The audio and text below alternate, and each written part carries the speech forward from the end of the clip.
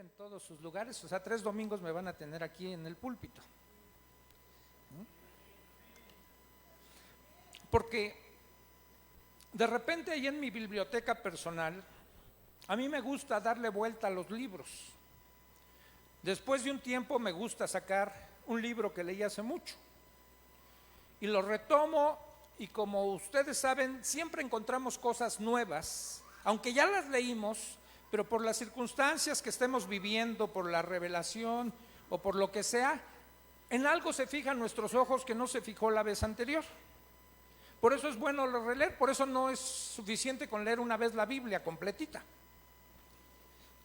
Y el otro día les decía a los hermanos de la célula, no las he contado, pero tengo entre 15 y 20 Biblias diferentes. Les decía la última vez que me compré una nueva que acaba de salir, que se llama la Biblia de Spurgeon. Esa no la he empezado a leer, pero algunas de esas Biblias que tengo las he leído 2 o 3 veces. Esta Biblia es una de mis Biblias favoritas.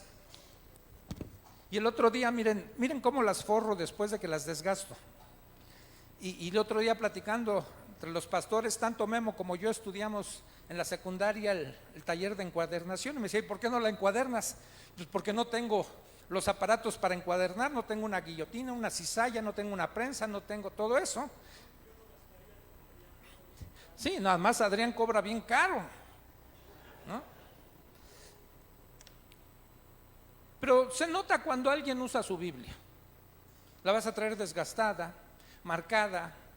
Hay unas hojas donde está todo el café que se derramó una vez en mi trabajo, se le cayó ahí. Una vez mi nieta me arrancó una hoja y está pegada con Durex. Y así está, ¿no? Y lo mismo me sucede con los libros. Y había hace no mucho, agarré un libro acerca de un estudio que es en parte de lo que me voy a basar para compartir en esta tarde. Vamos al libro de Éxodo, en el capítulo 3, verso 6. Dice la palabra de Dios: y dijo, yo soy el Dios de tu padre, Dios de Abraham, Dios de Isaac y Dios de Jacob. Entonces Moisés cubrió su rostro porque tuvo miedo de mirar a Dios. Versículos 15 y 16. Además dijo Dios a Moisés, así dirás a los hijos de Israel, Jehová el Dios de vuestros padres, el Dios de Abraham, el Dios de Isaac y el Dios de Jacob, me ha enviado a vosotros. Ese es mi nombre para siempre, con él se me recordará por todos los siglos. Ve y reúne a los ancianos de Israel y diles, Jehová, el Dios de vuestros padres, el Dios de Abraham, el Dios de Isaac y el Dios de Jacob, me apareció diciendo, en verdad os he visitado y he visto lo que se os hace en Egipto. Y en el libro de Mateo, ya no me voy a ir allá, a ver si me lo pueden poner, en el libro de Mateo capítulo 22 versos 31 y 32, Jesús, cuando le hacen una pregunta tramposa acerca de la resurrección de los muertos, los saduceos que no creían en eso, al final de dar una enseñanza, Jesús les dice esto. Dice, pero respecto a la resurrección de los muertos, ¿no habéis leído lo que os fue dicho por Dios cuando dijo, yo soy el Dios de Abraham, el Dios de Isaac y el Dios de Jacob?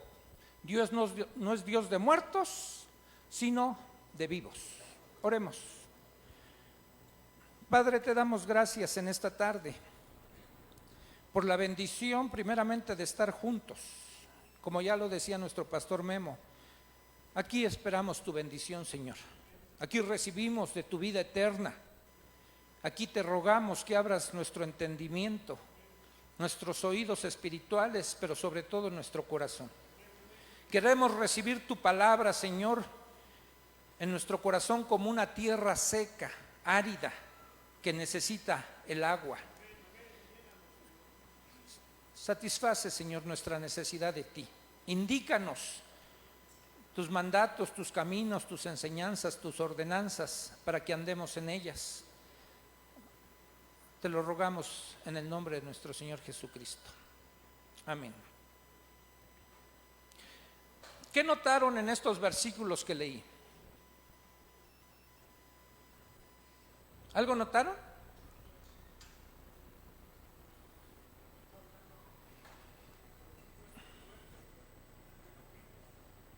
Dice Memo que está hablando de los supuestos muertos como si estuvieran vivos. Eso fue en el último versículo. ¿Notaron algo? En todos los versículos que leí está repitiendo la escritura: este es el Dios de Abraham, de Isaac y de Jacob. Tres hombres significativos en la escritura, y en muchos otros pasajes la Biblia se refiere, cuando está hablando de Dios, dice al Dios de Abraham, de Isaac y de Jacob.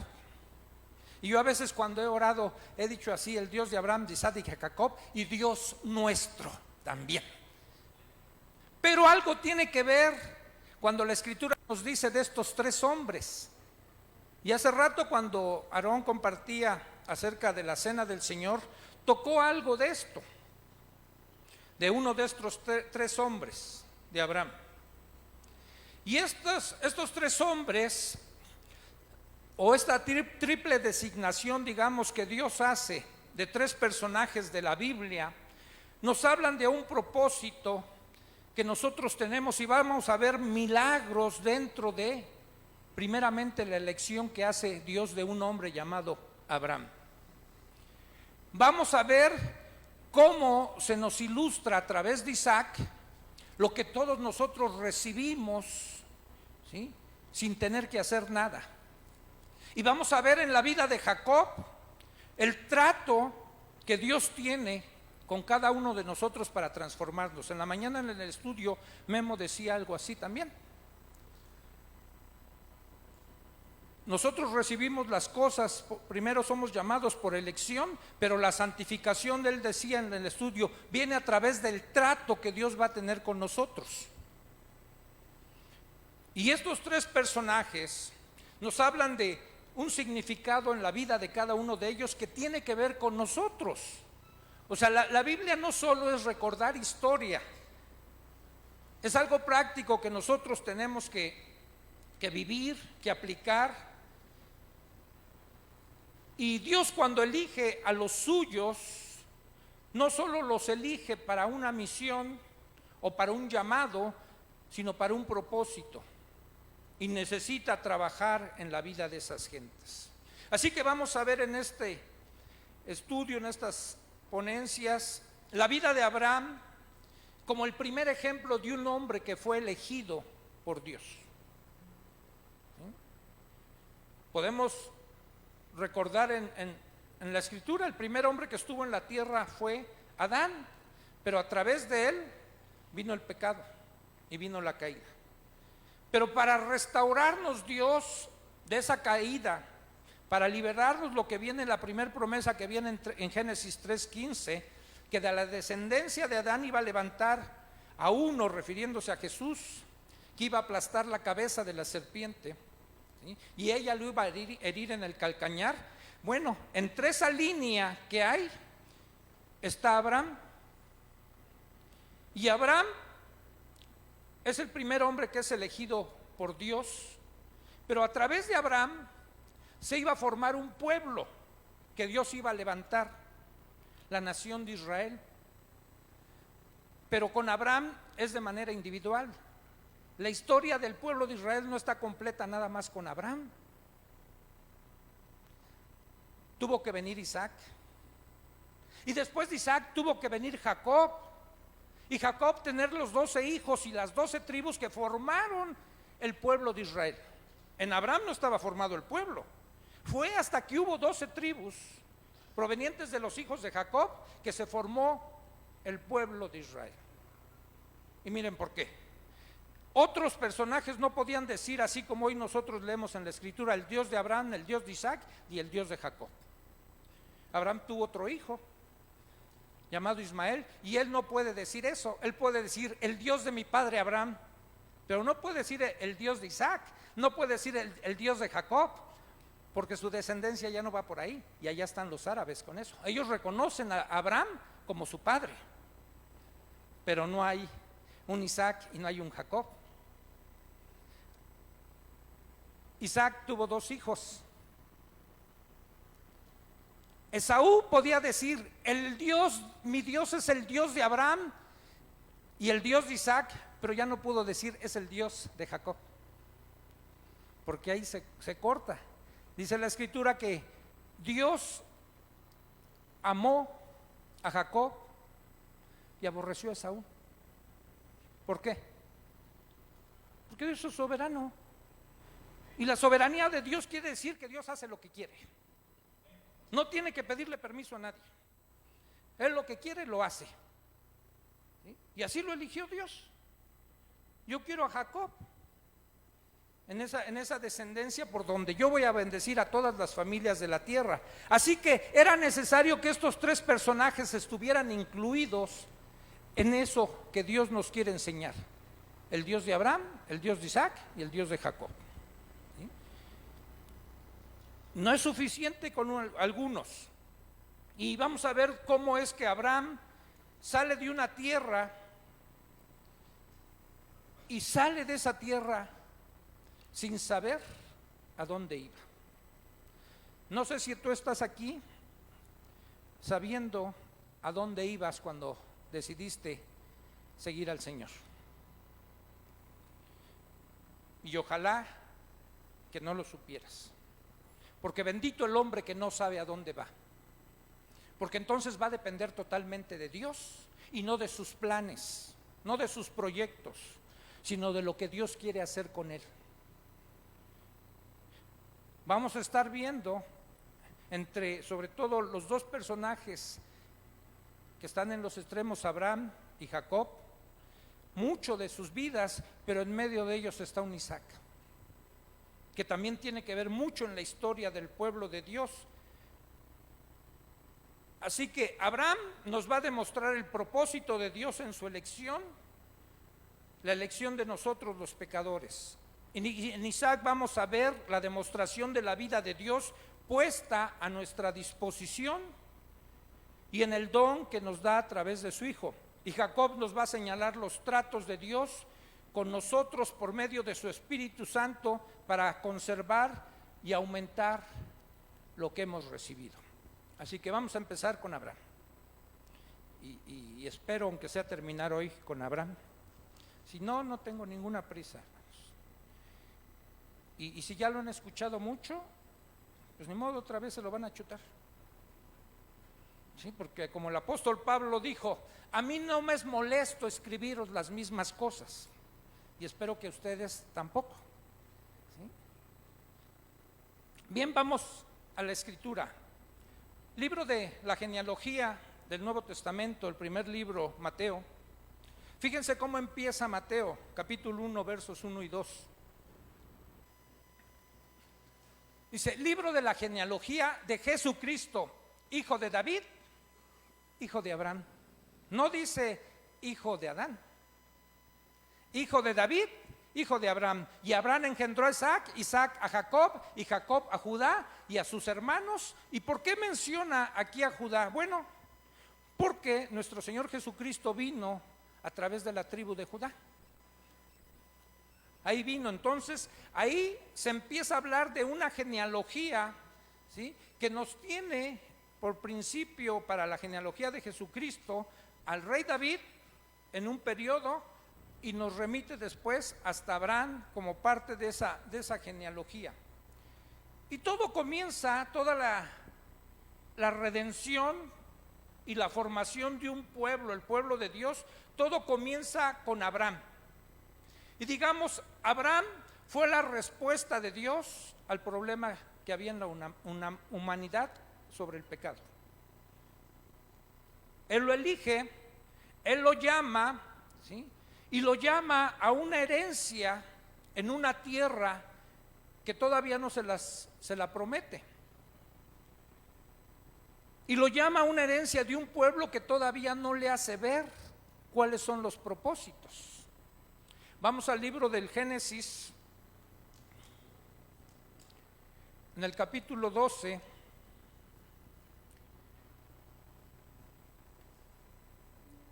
versos del 1 al 3, dice así: Pero Jehová había dicho a Abraham: vete de tu tierra y de tu parentela y de la casa de tu padre a la tierra que te mostraré, y haré de ti una nación grande y te bendeciré y engrandeceré tu nombre y serás bendición.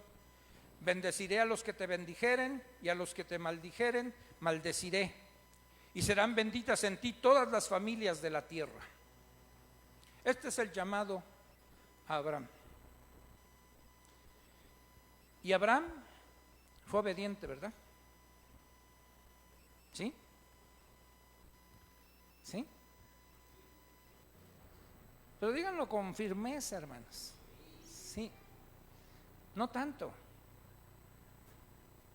Ya me conocen. No tanto.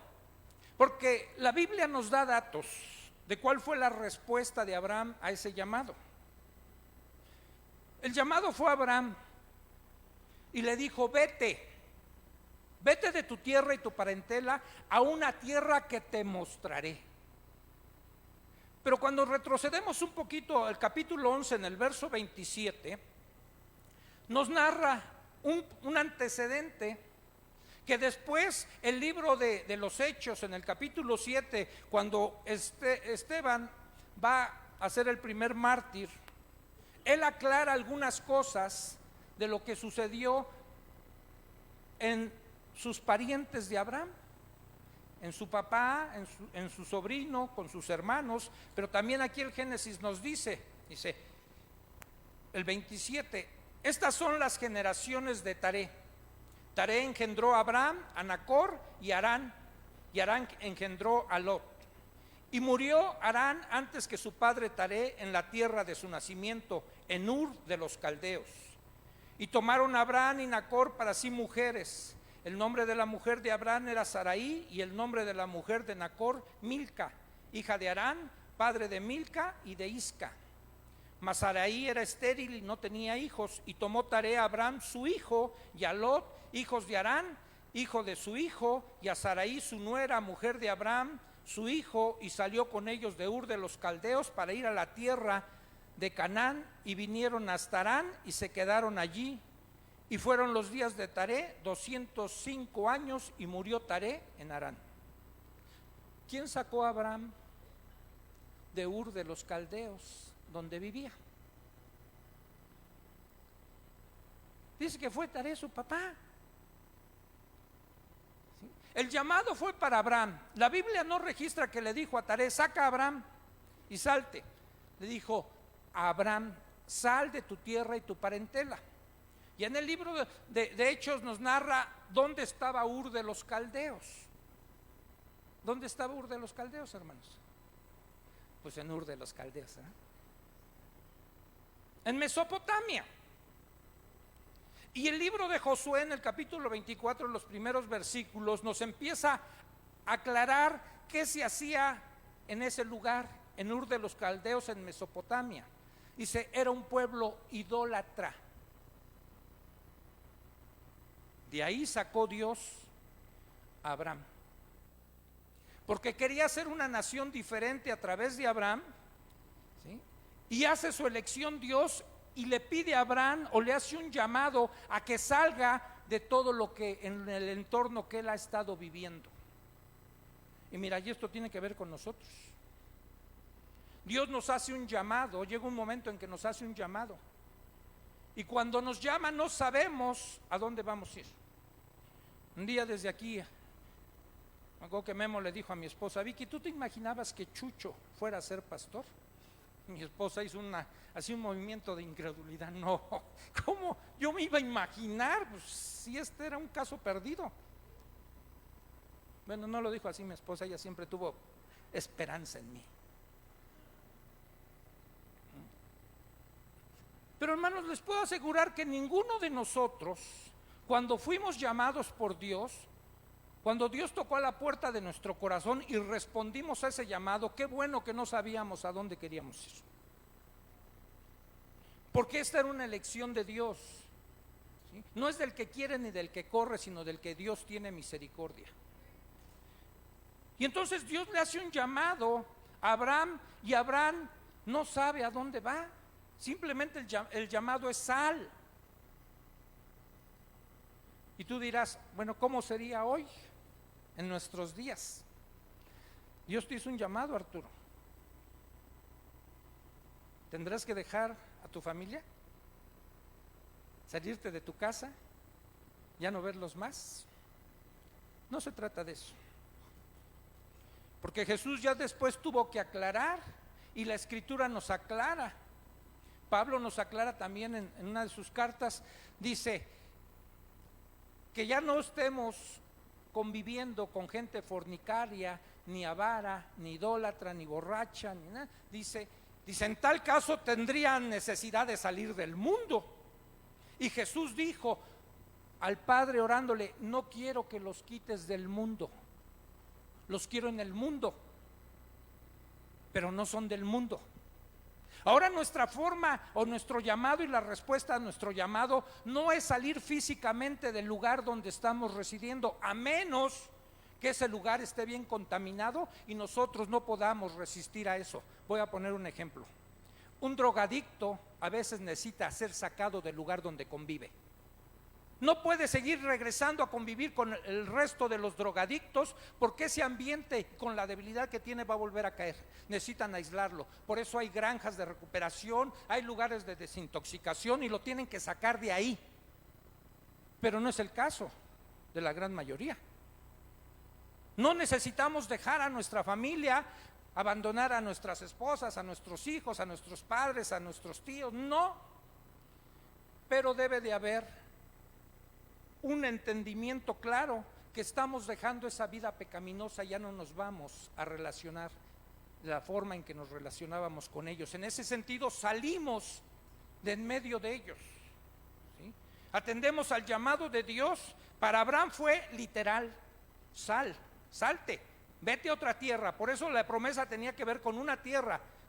Ya más adelante empezamos a ver, la promesa es en función de la tierra de Canaán. Y es preciosa la Biblia. Vamos a seguir en el capítulo 12, verso 4, dice, y se fue Abraham. Esta fue la respuesta ya después de Abraham. Al principio les decía, bueno, déjenme retroceder tantito porque eso es importante. Cuando obedece a medias Abraham y su padre es el que tiene que tomar la iniciativa para sacarlo, dice que salieron de ahí, pero se detuvieron en Harán. Si tú tienes un mapa en tu Biblia, Ur de los Caldeos está más o menos en esta posición, Harán está a la mitad, bajan así porque rodeaban todo un río, y acá está la tierra de Canaán.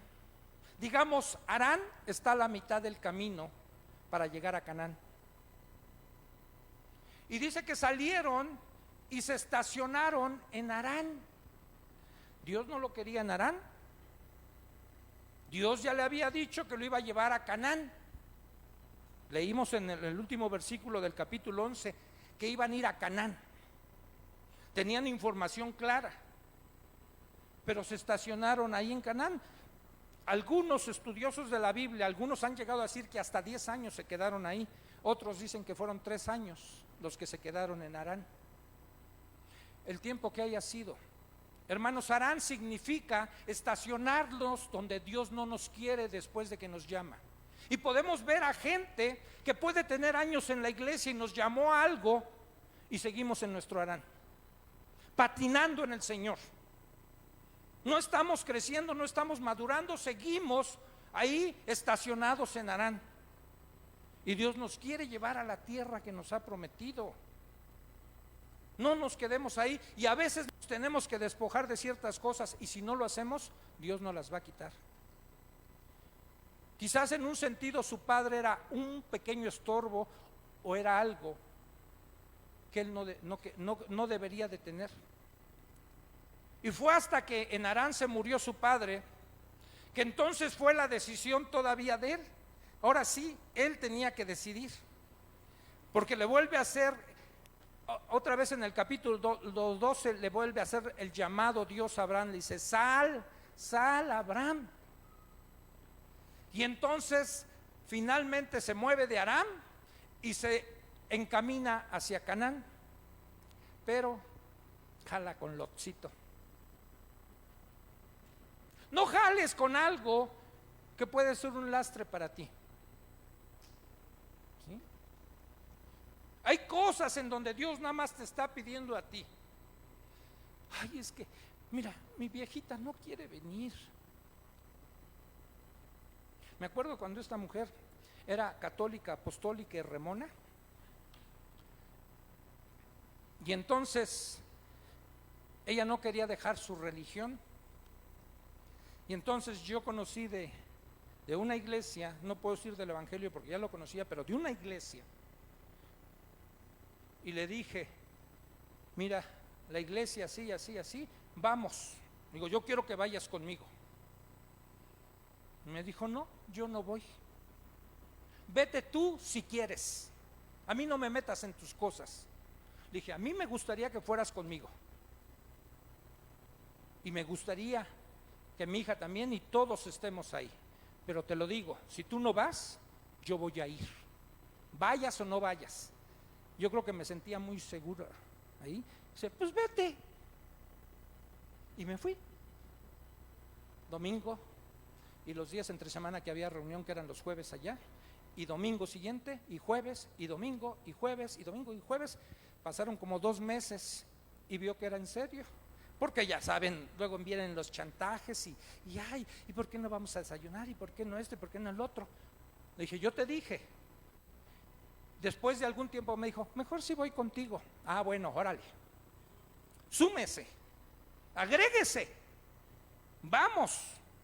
Y a partir de entonces, hasta la fecha, me sigue. Y la escritura al hombre no le dice cómo tiene que ganar a su mujer. Ay, haz esto y haz esto. Lo pone como cabeza.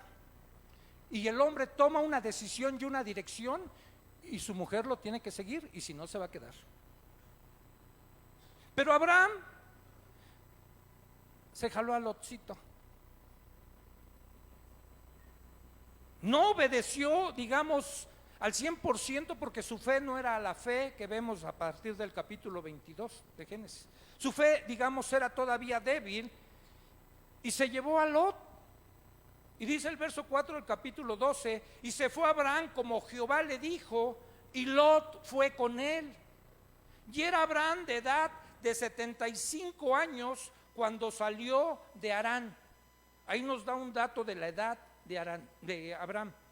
75 años. Y tomó pues Abraham a Sarai su mujer, y a Lot hijo de su hermano, y todos sus bienes que había ganado, y las personas que había adquirido en Harán, y salieron para ir a la tierra de Canaán.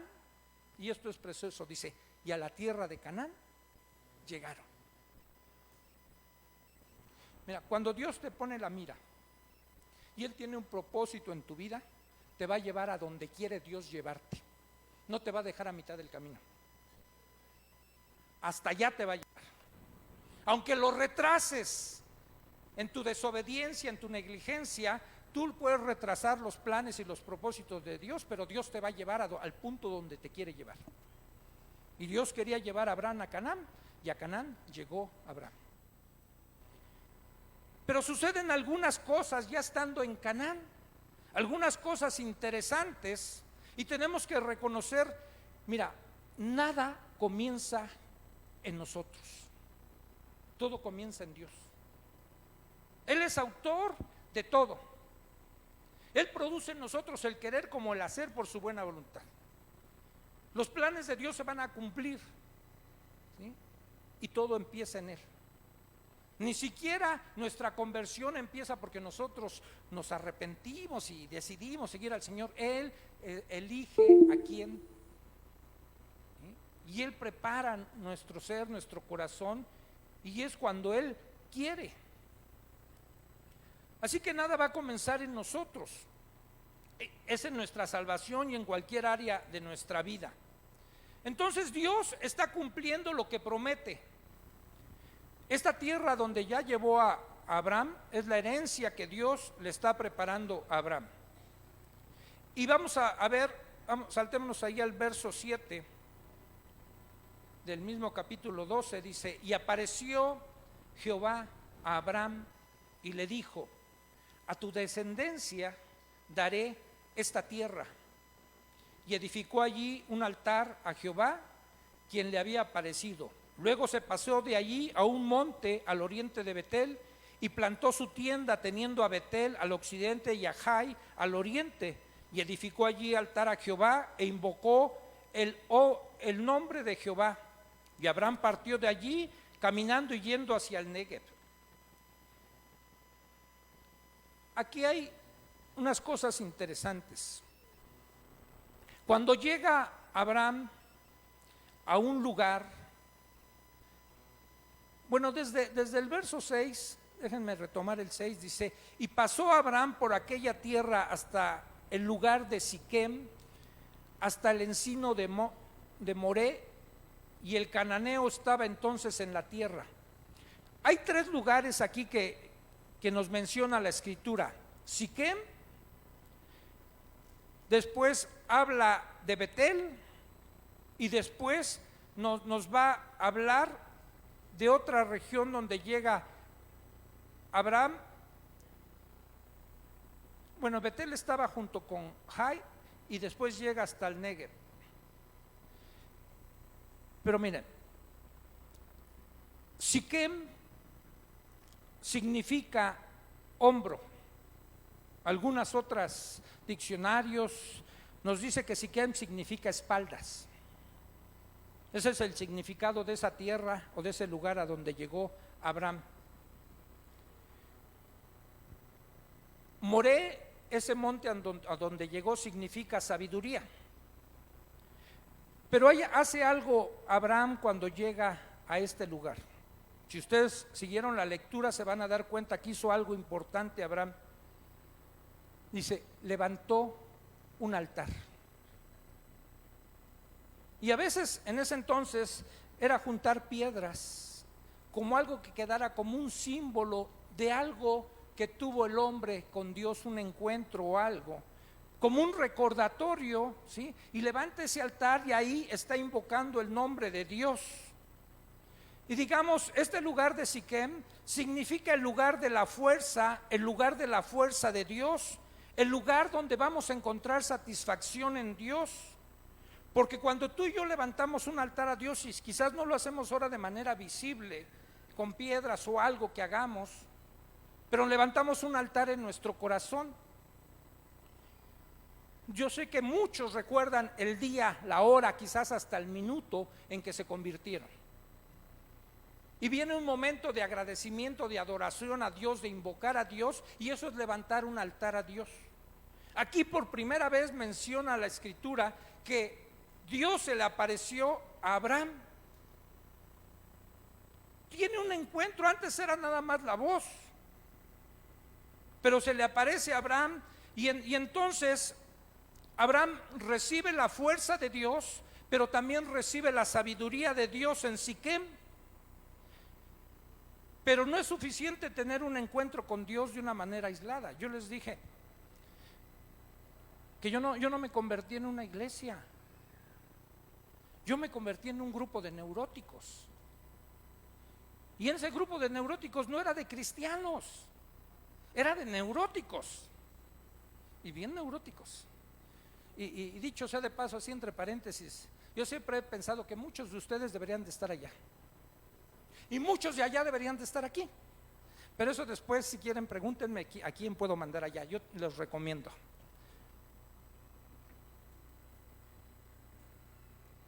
Entonces, al convertirme yo en un grupo, pues yo no tenía una relación con cristianos. Yo me acuerdo que leía solo mi Biblia, la estudiaba, ya la había leído varias veces. Sí tuvimos un pequeño grupo de estudio, pero no eran creyentes. Estaban interesados en investigar de la Biblia. De ahí se convirtieron varios, sí se convirtieron después, pero faltaba algo. Abraham no se quedó en Siquem, después lo llevó a Betel. ¿Y saben qué significa Betel? Casa de Dios. No basta solo tener de manera individual el conocimiento de Dios. Tenemos que vivir en la casa de Dios. Tenemos que estar en la iglesia para que podamos crecer. Dice el apóstol Pablo en una de sus cartas, que los Colosenses, dice, unidas todas las coyunturas, dice, va dando el crecimiento el cuerpo por medio también del amor. O sea, unidos unos con otros, somos un solo cuerpo. No podemos crecer de manera aislada, solitos. Tenemos que ir a Betel. Y después Dios lleva a Abraham a Betel y vuelve a levantar un altar ahí, porque entiende otras cosas Abraham. Yo tengo que vivir en comunión con mis hermanos. Y hay algo curioso ahí, porque dice la escritura que Betel quedaba de un lado y la ciudad de Jai en otro. Y cuando se construye el templo, y que estaba también ahí cerca de Betel, cuando entraban al templo, entraban mirando, dice, hacia, no me acuerdo si es el occidente o el oriente, pero ahí está. Entraban al templo y la espalda quedaba en dirección a Jai. ¿Y saben qué significa Jai? ¿Alguien sabe?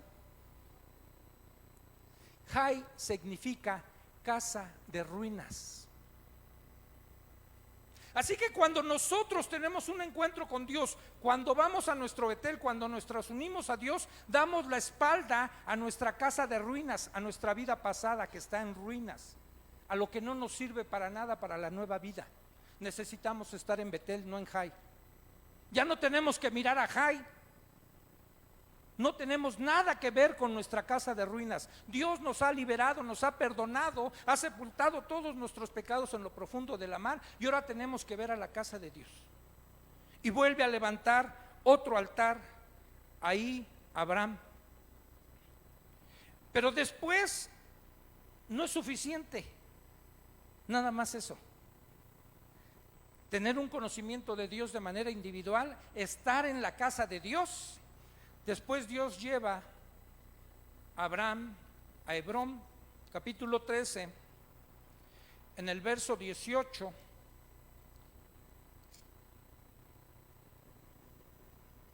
Dice, Abraham pues, removiendo su tienda, vino y moró en el encinar de Mamre, que está en Hebrón, y edificó allí altar a Jehová. Este es el tercer altar que Abraham levanta a Dios, en Hebrón.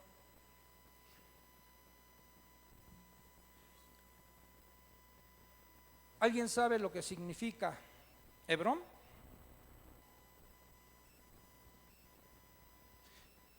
Hebrón significa en unión o en comunión. Porque podemos estar aparentemente en la casa de Dios, como ahorita Memo invitaba. Quédense a comer, hermanos, quédense a convivir. Porque hay muchos que llegan a la casa de Dios, pero llegan tarde para no saludar. Se van temprano para no quedarse a comer, pero no tienen nada de comunión. Y pueden tener una filosofía de decir, yo vine a adorar a Dios, ¿sí? Yo estoy bien con Dios. No basta, hermanos.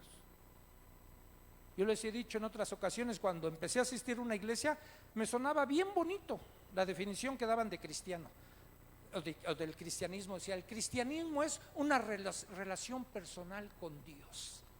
Ay, qué espiritual, está incompleta. El cristianismo sí es una relación personal con Dios de manera vertical, pero de manera horizontal con los seres humanos. Si no convivo con ellos, mentira de que esté bien con Dios. ¿Sí? Tenemos, el apóstol Pablo en la primera carta a los Corintios, en el capítulo 11, nos habla de discernir el cuerpo. Tengo que entender que ustedes, cada uno de ustedes son mis hermanos con los que debo de tener comunión. Y nos lleva a esa relación el Señor para purificarnos, para que en el trato y la relación entre unos con otros, que a veces unos somos más ásperos que otros, unos somos más difíciles que otros, en eso el Señor nos va a ir puliendo, pero necesitamos tener comunión. No hay islas en la iglesia, no somos creyentes en islas, ahí en medio de un océano pero solitos. No, necesitamos convivir unos con otros. Así que Hebrón nos habla de una unión, de una comunión Y es en esa comunión que la vida compartida de un cuerpo se va a desarrollar. Pero el factor que une estos tres lugares es la adoración a Dios, el levantar un altar a Dios, en entender lo que Dios quiere hacer con nosotros. Ahora, regresemos un poquito. Bueno, no regresamos ahí, quédense. Entonces, después de esto ahora va a venir el trato de Dios con Abraham. Después de su elección, y vamos a ver cómo Dios va a tratar con él para que llegue Abraham a ser el padre de la fe. Y vienen pruebas para Abraham. Si ustedes checan en el capítulo 12, a partir del verso 10, nos habla de una situación triste, porque Abraham ya había llegado a Canaán, y Dios lo quería en Canaán, pero se desató una hambruna en Canaán, y Abraham decide descender a Egipto. ¿Se acuerdan en el libro de Ruth? ¿Qué pasa con el esposo de Noemí?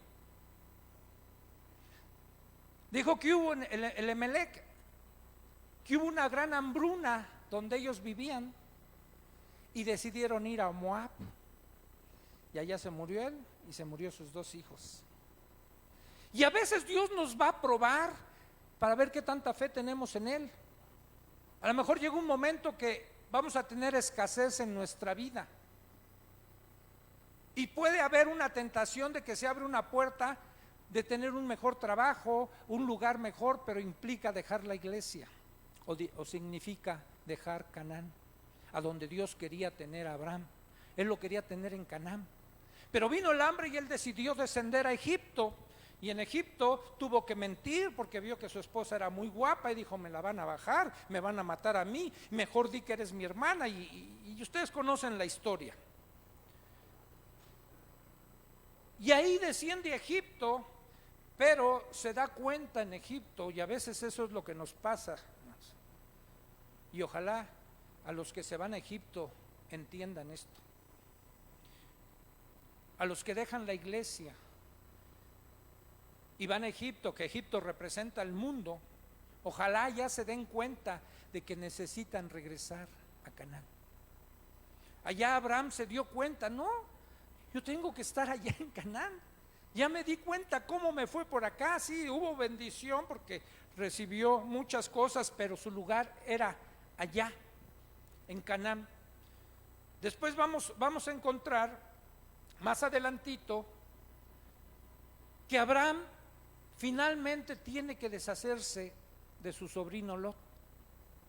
Pero este hombre ya está empezando a crecer un poquito en la fe. Viene la separación de Lot, allí en el capítulo 13 nos los empieza a narrar. Empieza apenas a cumplir lo que Dios le había dicho, de dejar su tierra y su parentela. En este caso ya nada más era su parentela, ¿sí? Pero esto nos demuestra que debemos aprender a confiar en Dios, en lo que nos está pidiendo. Jesús dijo: el que no deja padre, madre, hijos, esposa, esposo y todo lo que tenga, no es digno de ser mi discípulo. Y aquí Abraham llega al punto en donde entiende que se tiene que separar de Lot. Capítulo 13, versos 14 al 17 dice: y Jehová dijo a Abraham, después que Lot se apartó de él: alza ahora tus ojos y mira desde el lugar donde estás hacia el norte y el sur y al oriente y al occidente, porque toda la tierra que ves te daré a ti y a tu descendencia para siempre, y haré tu descendencia como el polvo de la tierra, que si alguno puede contar el polvo de la tierra, también tu descendencia será contada. Levántate, ve por la tierra a lo largo de ella y a su ancho, porque a ti te la daré. Y esto después de que Abraham se separa de Lot. Y dice que Abraham, dice la escritura, que Abraham le dejó elegir a Lot: para dónde te quieres ir, Lot. Si tú te vas a la derecha, yo me voy a la izquierda. Si tú te vas a la izquierda, yo me voy a la derecha. Ya no quiero seguir contigo. No quiero que haya pleitos entre nuestros pastores. Elige.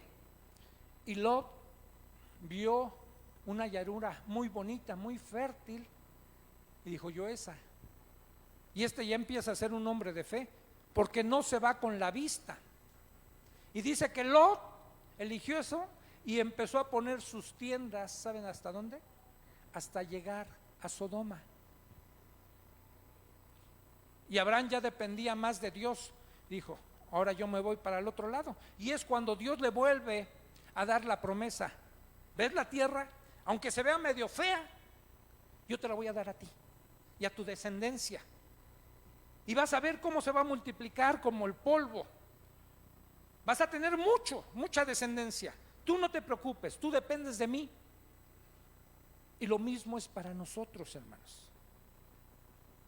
No te preocupes, no te deslumbres por lo que te ofrezca el mundo. Preocúpate por lo que te pide Dios. Quizás sea dejar un muy buen trabajo. Dios es el que te sustenta. Vas a querer seguir la voz de Dios, y a lo mejor te van a decir: estás loco, ¿sí? ¿Cómo dejas tal trabajo? Si está re bueno, mira, te pagan muy bien y casi no haces nada. Bueno, Dios a veces nos va a pedir eso, y Abraham empieza a confiar más en Dios, pero sucede algo ahí mismo. Llega un momento en que, a la hora que se separan Lot y Abraham, hay una guerra entre varios reyes contra otros reyes, varios, ¿sí? Y entre uno de esos reyes está el rey de Sodoma, hacia donde se fue Lot, y es llevado cautivo Lot, y Abraham tiene que ir a rescatar a su sobrino. Miren, esto implica que también, sí, te vas a separar de tus parientes, pero no los vas a olvidar. Porque quizás va a llegar el momento en que ellos van a estar cautivos por el pecado, por el enemigo, y tú tienes que ir a rescatarlos. Mi hermano que murió hace unos meses, 2, 3 meses, durante años no quiso saber nada y quiso vivir cautivo, pero en sus últimos tiempos me pidió como salir, no me lo dijo en esas palabras, pero salir de su cautividad. Y me pidió que le hablara de Dios. Entonces tienes que ir a rescatarlos. Vas a arriesgar hasta tu propia vida, pero para salvarlos. Dios te va a ir marcando el tiempo. Y Dios los rescata. Abraham rescata a su sobrino, y sucede algo que ya nos narraba Aarón en la cena del Señor. Tiene Abraham un encuentro con un personaje que en teología se llama teofanía, porque dice que este Melquisedec no tenía genealogía, no había nadie antes que él, ni nadie después que él. Obviamente es un tipo, o es Jesús en una teofanía, que Dios no tiene principio ni fin. Y entonces ahí tienen ese encuentro, lo que ya no voy a repetir lo que dijo Aarón. Pero miren, esto significa el pan y el vino, que en Jesús tenemos total satisfacción. Totalmente estamos satisfechos en Él. No necesitamos más.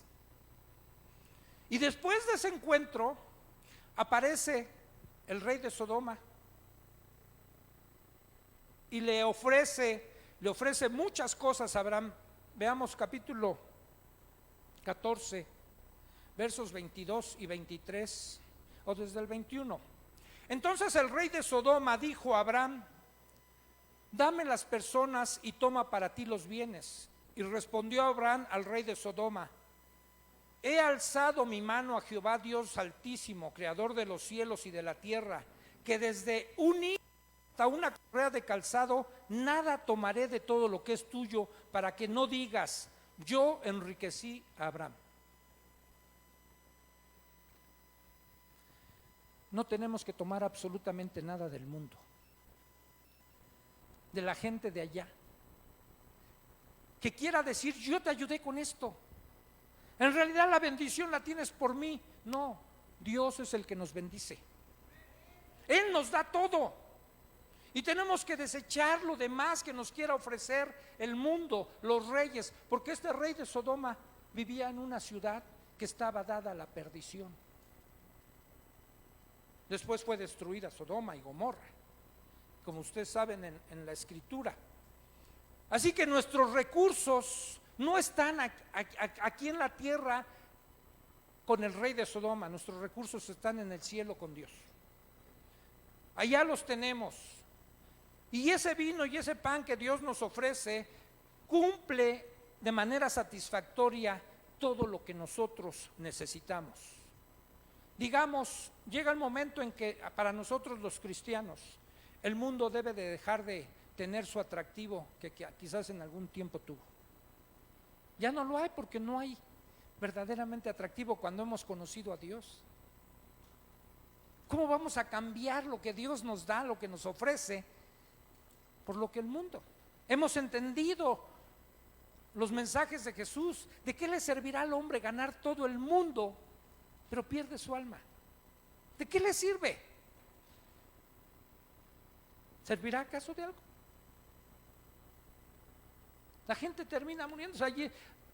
Ayer estaba viendo, estaban pasando el programa de dos músicos, de Freddie Mercury y de un músico de Nirvana, creo que era el canal 11 o el 7.2, no me acuerdo, creo el 7.2. Tuvieron todo el dinero del mundo y terminaron de la manera más deplorable, sin poder articular ya ni una palabra. Freddie Mercury, pero vivió dándole rienda suelta a su carne. Tenía fiestas, ¿sí?, en donde todos estaban desnudos, en donde no quiso decir al mundo que había adquirido SIDA por ser homosexual. Y el otro tipo de Nirvana, después de 5 días lo encontraron muerto y creen que su esposa lo mató. Y tenían todo lo que el mundo ofrece. ¿De qué le sirve al hombre que gane todo el mundo pero pierde su alma? Pero llega un momento en que la palabra de Dios nos habla de algo más. Capítulo 15 acerca de la vida de Abraham. Dice el 15: después de estas cosas vino la palabra de Jehová a Abraham en visión diciendo: no temas, Abraham, yo soy tu escudo y tu galardón seré sobremanera grande, y tu galardón será sobremanera grande. Y respondió Abraham: Señor Jehová, ¿qué me darás siendo así que ando sin hijo y el mayordomo de mi casa es ese Damaseno Eliezer? Abraham tenía algo que oprimía su corazón. Su esposa era estéril, ya lo habíamos visto desde que salen de allá de Ur de los Caldeos, y tenía un anhelo muy profundo de tener un hijo.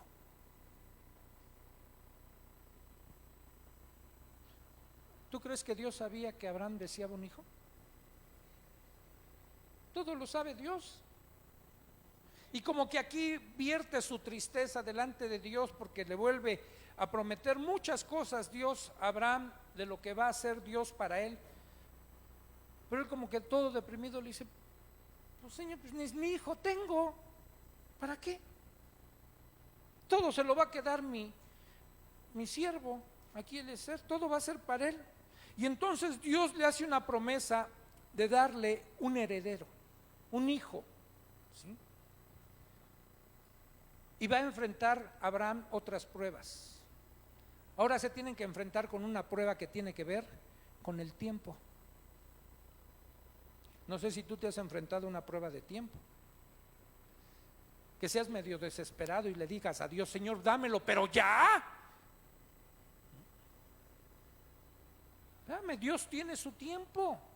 Y el tiempo de Dios es perfecto. Él no se adelanta ni se atrasa. Nos da las cosas en el tiempo de Él.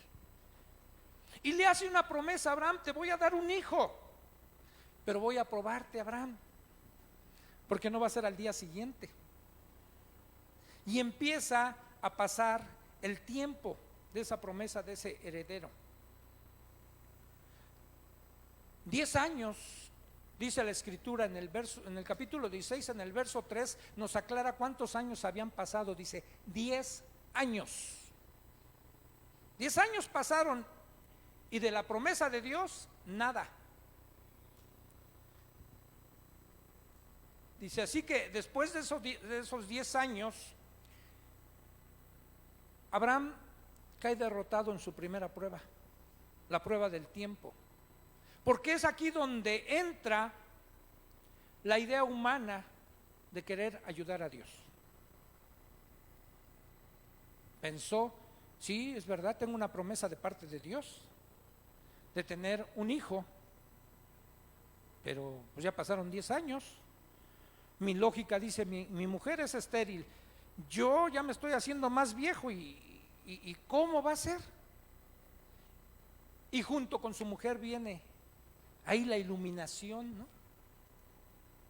Pues hay una costumbre en nuestra época, viejito.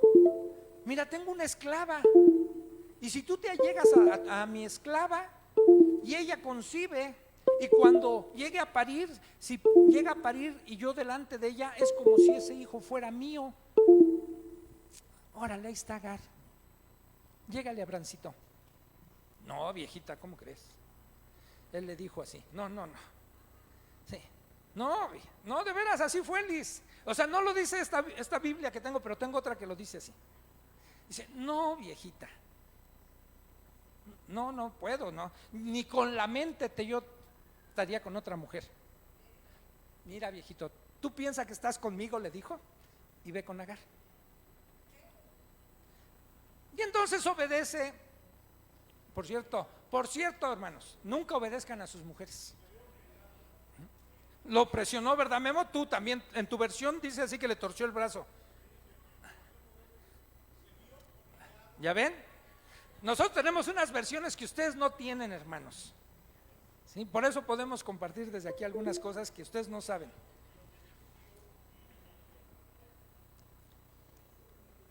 Entonces, sale reprobado.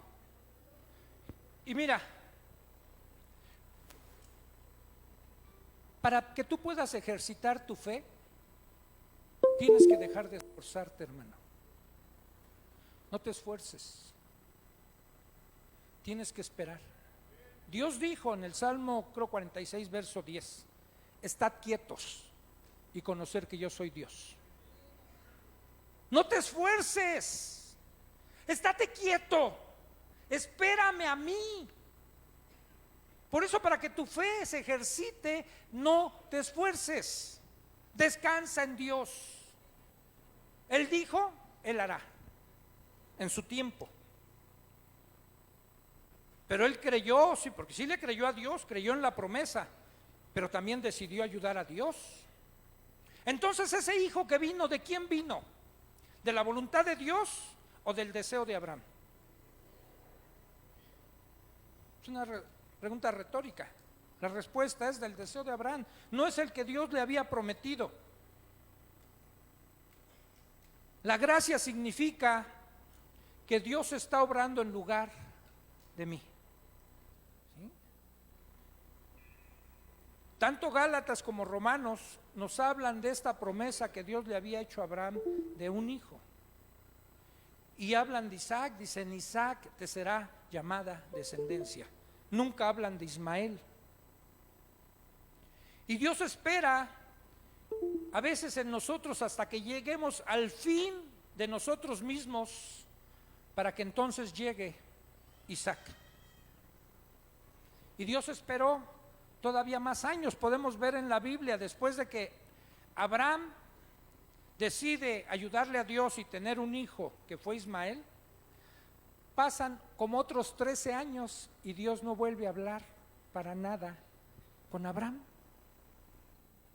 Hasta que después, en el capítulo 18, vuelve Dios a hablar, o en el 17 vuelve Dios a hablar a Abraham y le dice, te voy a dar un hijo, Abraham. Pues no, ya lo tengo. No, ese no es. Yo te voy a dar un hijo de Sara. Y Sara va a concebir. Y dice la escritura que Abraham se postró y se rió. De aquí en un año Sara va a concebir. Y ese es el hijo que yo te había prometido. Y llega el momento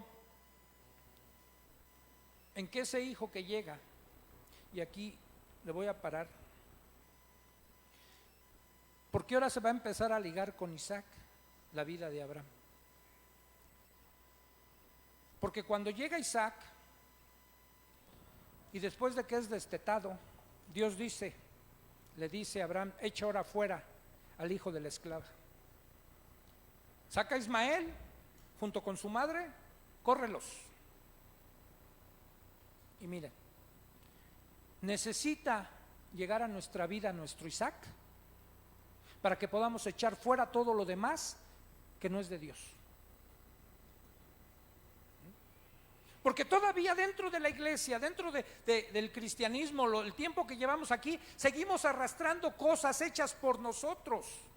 Y cuando Abraham decide tener a Ismael, fíjate, lo deja casi 13 años Dios a Abraham que se ocupe de su Ismael. No le habla Dios a Abraham: ocúpate de tu Ismael. Eso fue lo que tú quisiste, pues a ver qué haces con él. ¿Y cuántos no de nosotros podemos estar haciendo cosas que nosotros queremos y Dios nos dice: pues ocúpate de eso? Ay, pastor, es que usted sabe, no sabe, mi negocio no me permite venir. Ocúpate de tu negocio, ocúpate de tu Isaac, de tu Ismael. Ocúpate de él. No hay ningún problema. Pastor, es que la verdad, en serio, no puedo venir porque mire, ocúpate de tu Ismael. Dios no nos va a estorbar. ¿Eso quieres? Eso hazlo. Va a llegar el momento en que nos va a abrir los ojos y nos vamos a dar cuenta todo el tiempo que hemos desperdiciado por estarnos ocupando de nuestro Ismael. Pero tiene que haber un verdadero nacimiento en nosotros, tiene que venir el verdadero hijo de la promesa, el Isaac, a nuestra vida, para que entonces podamos decir: nada de Ismael. Ahora sí echo fuera todo aquello que fue un estorbo para mi relación con Dios, para meterme a la iglesia. He escuchado hermanos que han dicho, una vez escuché a un hermano que se fue a estudiar a un instituto y se fue junto con otro, 3 años a un instituto, y se fueron a Estados Unidos porque él quería ser un predicador. Y después de 3 años se encontraron. Y el hermano, uno de ellos, le preguntó al otro: oye, ¿qué pasó? Dice: porque yo ya estoy predicando y mira, hay una iglesia que ya estoy formando y estoy así y así. Y tú, dice, mira, cuando terminé no me sentía listo todavía. Dice: así que me metí a otro curso. Y luego, pues cuando terminé todavía no me sentía listo. Y me metí a otro. Y después, pues ahorita estoy en otro. Dice: y a lo mejor cuando termine, ¿sabes cuándo vamos a estar listos tú y yo? Nunca. Nunca vamos a estar listos para servir a Dios. ¿Cuándo un padre está listo para ser padre? En el sentido total, nunca. ¿Cuándo alguien está listo para casarse? Porque dicen: espérame hasta que tenga todo, entonces sí, ya me caso. ¿Cuándo estás listo para casarte? Nunca. Hay que dar a veces pasos de fe, tampoco es a ciegas, ¿eh? Ay, no tengo trabajo, ni tengo casa, pero yo me caso porque tengo fe. Eso no es fe. Pero a veces hay que dar los pasos necesarios de fe. Aviéntate. Pero es cuando hacemos a un lado a nuestro Ismael. Y después vamos a ir ligando lo que es el heredero. Porque muchas veces le ponemos más atención a los dones que Dios nos da que al dador. Y Abraham podría perderse con su Isaac también. Pero ahora sí, como dijo la nana Goya, eso será otra historia. Oremos. Padre, te damos muchas gracias, porque nada en tu palabra está de más.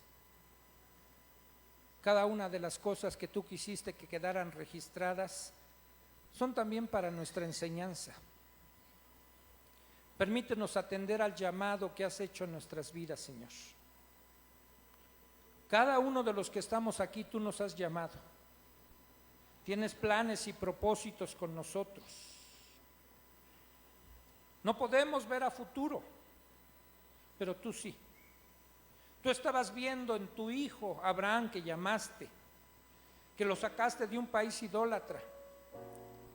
Estabas viendo la obra de Jesús de la redención, porque por medio también de su descendencia iba a venir Jesús. Concédenos, Señor, ser fieles al llamado tuyo, a poder dejar nuestra tierra y nuestra parentela, a tener esa disposición como tuvieron tus apóstoles cuando los llamaste y dice tu palabra, y dejando todo, te siguieron. Que haya esa disposición en cada uno de nosotros, dejar todo eso que puede ser un obstáculo, un impedimento, para que tú cumplas en nosotros tu propósito. Déjanos tener lugares donde levantemos altares, Señor, donde recordemos cuántas maravillas has hecho a lo largo de nuestras vidas una vez que te conocimos. Que no seamos olvidadizos, que haya altares en nuestros corazones y que recordemos, Señor, que la fuerza viene de ti, que tú nos has traído a tu casa, a Betel, a la casa de Dios, y que estamos en Hebrón para estar en comunión unos con otros. Gracias, Señor, te damos en el nombre de Jesús.